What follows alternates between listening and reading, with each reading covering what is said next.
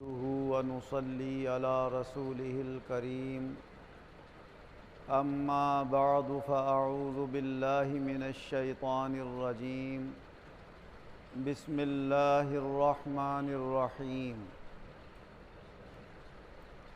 لو أنزلنا هذا القرآن على جبل لرأيته خاشعا متصدعا من خشية الله وَتِلْكَ الْأَمْثَالُ نَضْرِبُهَا لِلنَّاسِ لَعَلَّهُمْ يَتَفَكَّرُونَ۔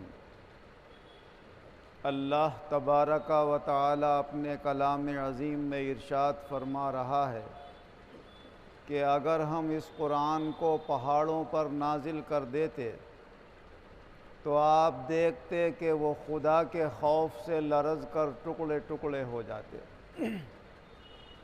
یہ مثالیں اللہ تعالیٰ لوگوں کے سامنے پیش فرماتا ہے تاکہ وہ غور و فکر کریں۔ اللہ تبارک و تعالیٰ کا کلام جب اللہ کا کلام ہے تو اس سے زیادہ عظمت و شان والی چیز کیا ہو سکتی ہے۔ یوں تو قرآن کی ہر آیت، ہر سورت، ہر کلمہ بڑا متبرک ہے، بڑی شان اور عظمت والا ہے۔ حضرت ابو سعید رضی اللہ عنہ سے روایت ہے کہ حضور صلی اللہ علیہ وسلم نے ارشاد فرمایا کہ رب تبارک و تعالی یہ فرماتا ہے کہ میرا جو بندہ قرآن عظیم پڑھ رہا ہوتا ہے اور وہ تلاوت میں ایسا مشغول ہو جاتا ہے کہ اسے کوئی دوسرے ذکر کی فرصت نہیں ملتی، مجھ سے کچھ دعا کرنے کی اور مانگنے کی اسے فرصت نہیں ملتی، تو جتنا میں مانگنے والوں کو عطا کرتا ہوں اس سے زیادہ قرآن پڑھنے والوں کو عطا کرتا ہوں۔ فرمایا انہیں مانگنے کی ضرورت نہیں ہے، وہ تو قرآن پڑھتے رہیں اور ان کی طلب سے بھی زیادہ میں انہیں عطا فرماتا رہوں گا۔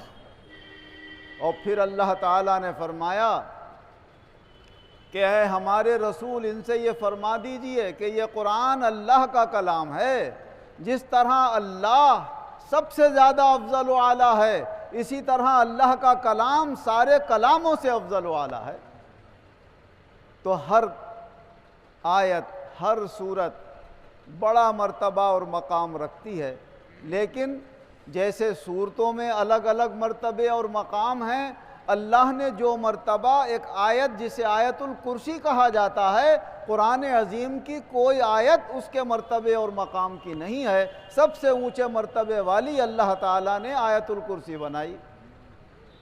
حضرت ابی بن کعب رضی اللہ عنہ روایت فرماتے ہیں کہ حضور صلی اللہ علیہ وسلم نے مجھ سے فرمایا، اے ابو المنذر، ابو المنذر ان کی کنیت تھی، انہیں اس نام سے بلایا جاتا تھا، اصلی نام تھا ابی بن کعب۔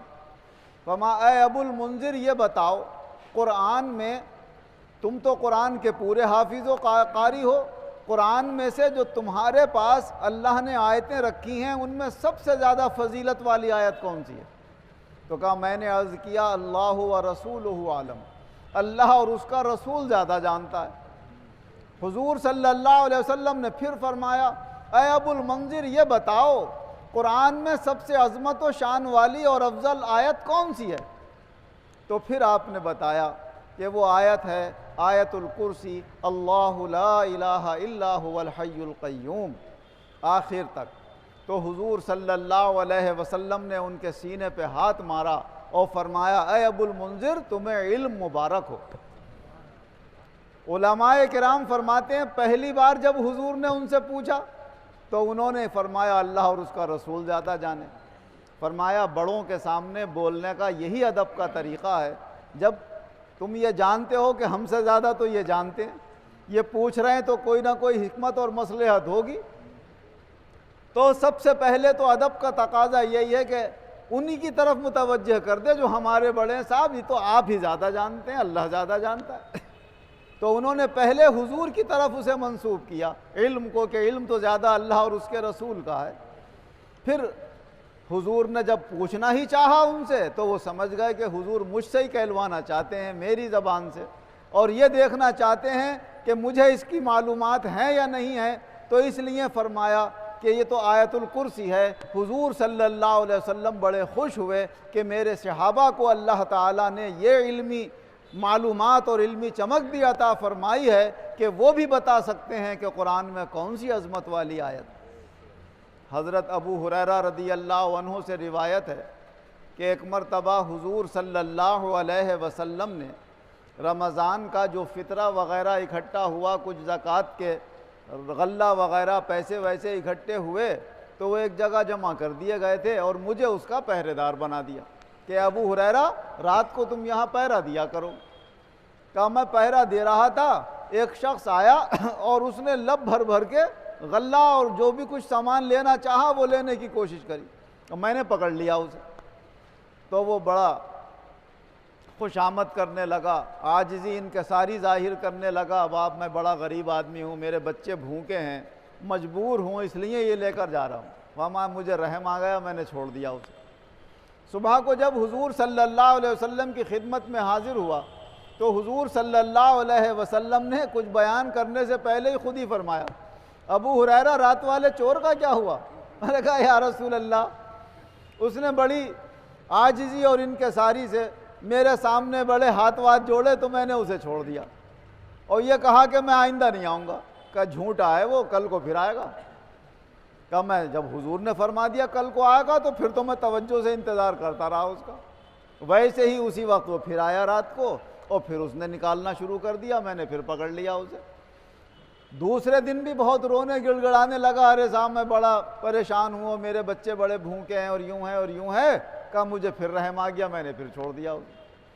دوسرے دن حضور صلی اللہ علیہ وسلم کی خدمت میں پھر پہنچا، آپ نے پھر فرمایا اے ابو ہریرہ رات والے چور کا کیا ہوا؟ کہا یا رسول اللہ، پھر اس نے بڑی منت و زاری کی، میں نے پھر چھوڑ دیا اسے۔ ارے کہا وہ پھر آئے گا، بہت جھوٹا ہے۔ وہ رات کو پھر آ گئے صاحب اسی ٹائم پہ، انہوں نے پھر پکڑ لیا، آج نہیں چھوڑوں گا۔ کہا تیسرا دن ہے آج، روز تو منت و زاری کر کے اور بہانے کر کے چلا جاتا ہے مگر حرکت سے بازی نہیں آتا۔ جب وہ سمجھ گیا کہ اب کسی صورت سے یہ چھوڑنے والے نہیں ہیں تو پھر اس نے کہا کہ اگر تم نے مجھے چھوڑ دیا تو میں کچھ ایسے کلمات تمہیں سکھاؤں گا کہ اگر وہ کلمات تم رات کو سوتے وقت پڑھ لیا کرو، اور ہمارے وہ کلمات جو ہیں ان کا نام ہے آیت الکرسی، اور پھر اس نے پڑھ کر بھی سنایا اللہ لا الہ الا هو الحی القیوم، کہا یہ پوری آیت آخر تک پڑھ لیا کرو، تو رات بھر اللہ کی طرف سے ایک حفاظت کرنے والا تمہارے اوپر مقرر ہو جائے گا، اور صبح تک شیطان تمہارے قریب نہیں آئے گا۔ انہیں سوچا اتنی اچھی ہمیں بات سکھائی ہے اس نے، لاؤ اسے چھوڑ دو۔ آپ نے پھر چھوڑ دیا۔ حضور صلی اللہ علیہ وسلم کی خدمت میں حاضر ہوئے تو حضور صلی اللہ علیہ وسلم نے پھر پوچھا ابو ہریرہ رات والے چور کا کیا ہوا؟ کہا یا رسول اللہ رات تو میں نے پکڑ لیا تھا، میں چھوڑتا ہی نہیں کسی قیمت پہ، مگر اس نے کہا کہ یہ کلمات ہیں، بہت عمدہ کلمات ہیں، میں یہ سکھا دوں گا اگر تم مجھے چھوڑ دو گے، میں نے وعدہ کر لیا چھوڑ دوں گا، اس لیے میں نے اسے چھوڑ دیا۔ کیا کلمات سکھائے؟ تو انہوں نے آیت الکرسی پڑھ کر سنائی، یہ سکھایا ہے، اور اس نے کہا کہ اس سے اللہ تمہاری حفاظت کرے گا اور شیطان تمہارے قریب نہیں آئے گا۔ تو حضور صلی اللہ علیہ وسلم نے فرمایا ہمیشہ جھوٹ بولا مگر رات سچ بولا ہے وہ۔ وہاں جانتے ہو 3 دن سے کس سے ملاقات ہو رہی ہے تمہاری؟ کہا یا رسول اللہ کون ہے؟ کہا وہ شیطان تو یہ ہے۔ تو ایسے کہ آپ اگر دین کی باتوں پہ گہرائی سے غور کرو گے تو حیران رہ جاؤ گے۔ شیطان قرآن بھی جانتا ہے اور یہ بھی جانتا ہے کہ قرآن کی کون سی صورت کس کام میں آتی ہے، اتنا علم والا ہے وہ، لیکن اللہ کی طرف سے مہر لگی ہوئی ہے اس کے اوپر، اس لیے وہ ایمان والا نہیں ہو رہا ہے، بہکانے میں ہی لگا ہوا ہے، گمراہ کرنے میں لگا ہوا ہے۔ یہ بھی جانتا ہے کہ اللہ حق ہے، یہ بھی جانتا ہے اللہ کا کلام حق ہے، یہ بھی جانتا ہے اللہ کے رسول حق ہیں، لیکن خالی جاننے سے کام نہیں چلتا ہے، جب تک کہ آدمی اقرار نہ کرے اور اس کو مانے نہیں تو اس نے مانا نہیں ہے اس بات کو۔ اور اللہ نے یہ بھی دکھا دیا کہ دیکھو ہم جب چاہتے ہیں تو اپنے دین کا فائدہ شیطانوں تک سے پہنچوا دیتے، تو اپنے دین کی بات اپنے صحابی کو شیطان سے بھی پہنچوا دی، اور یہ بھی بتا دیا کہ حضور صلی اللہ علیہ وسلم کی صحبت بابرکت سے ہمارے ایک ایک صحابی میں ایسی طاقت ہے، اگر وہ چاہیں تو شیطان کو بھی پکڑ سکتے ہیں، اور شیطان چھوٹ نہیں سکتا ان سے، گریا ازاری کر کے اور خوشامد کر کے چھوٹ کے گیا ہے وہاں سے۔ تو یہ طاقت بھی اللہ نے عطا فرمائی۔ لیکن ان تمام باتوں کے ساتھ سب سے زیادہ ان مبارک حدیثوں سے ہمیں آیت الکرسی کی عظمت اور شان معلوم ہوتی ہے، اور یہ ہمیں سیکھنا چاہیے، پڑھنا چاہیے۔ بزرگوں کا بھی یہ طریقہ رہا ہے۔ مولانا شاہ وجیہ الدین احمد خان صاحب رحمۃ اللہ علیہ کا بھی یہ طریقہ تھا کہ رات کو جب سونے کے لیے لیٹنے کا وقت ہوتا تھا تو آیت الکرسی آپ پڑھ کر اپنے ہاتھوں پہ پھونک کر زور سے تالی بجاتے تھے، اور فرمایا کہ جہاں تک اس تالی کی آواز جائے گی وہاں تک نہ تو چور نقصان پہنچا پائیں گے ان گھر والوں کو، اور نہ شیطان نقصان پہنچائے گا۔ تو اللہ تبارک و تعالی اس آیت الکرسی کی برکت سے اگر ہم رات کو سونے کے وقت اگر آیت الکرسی اپنے ہاتھوں پر پڑھ کر پھونک کر زور سے تالی بجا دیں تو ہم بھی محفوظ، ہمارے آس پاس کے گھر بھی محفوظ ہو جائیں شیطان کے حملوں سے بھی اور چوری کے حملوں سے بھی۔ اللہ تبارک و تعالی ہمارے اور آپ کے یقین میں اور مضبوطی پیدا فرمائے، اور اللہ کے کلام کی عظمت و شان سمجھتے ہوئے ہم قرآن عظیم سیکھ کر اسے صحیح وقت پر صحیح طریقے سے اللہ کے کرم سے اللہ کی رضا کے لیے ہم پڑھیں، اور اللہ اس کی برکتیں ہمیں دونوں جہان میں عطا فرمائے۔ آمین وآخر دعوانا ان الحمد